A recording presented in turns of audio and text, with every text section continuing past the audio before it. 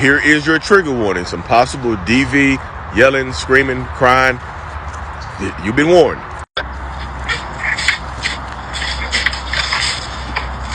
Record it, son. I'm getting gaslit. Do you? Oh, okay. Do you? No, Do you? When I'm in your face, you ain't saying, are you? Are you? Stop to be with Miranda. I didn't. I her every night, bro. Did you?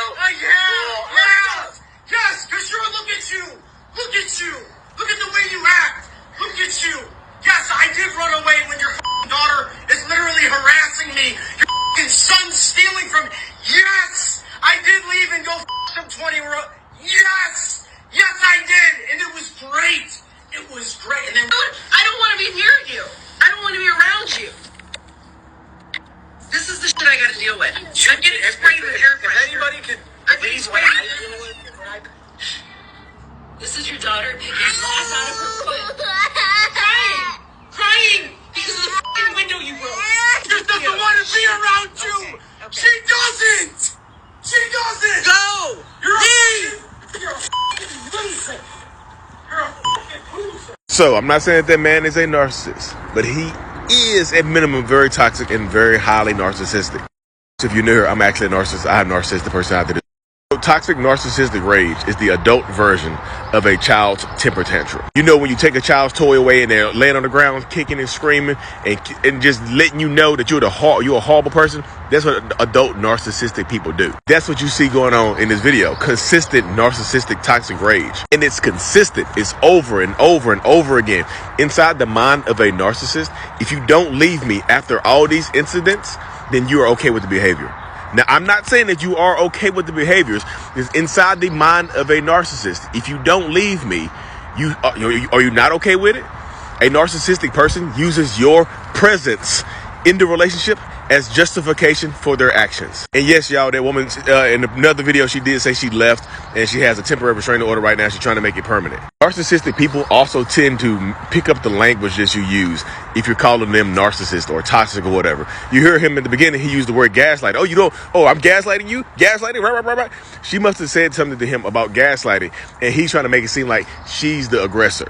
She's the person doing this. And I know people are going to say, like, what people just don't act like that, Lee. What does she do? What role does she have in it? Yeah, you see the little girl on the ground crying and screaming because he busted some glass out. And he's still blaming her for making him bust the glass out. It's your fault.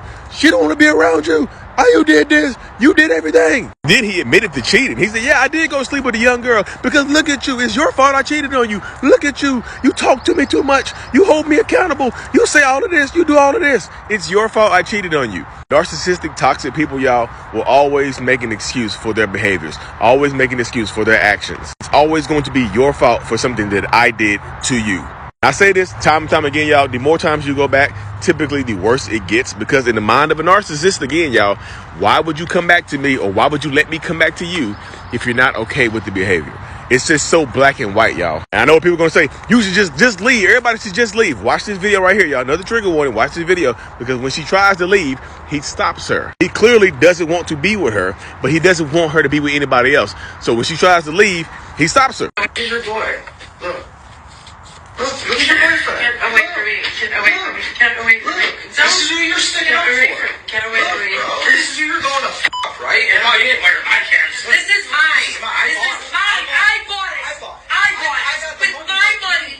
With my money. Dude, you're not going to rip clothes off. Taking my shirt. Stop. I'm getting dressed. I'm leaving. I'm going. Sorry. Are you serious? You got tons No, I don't. Yes, you do.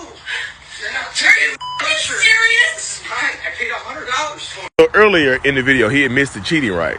So when she tries to leave him, not to go be with somebody else, he automatically assumes that, hey, look at this, who you going to go sleep with?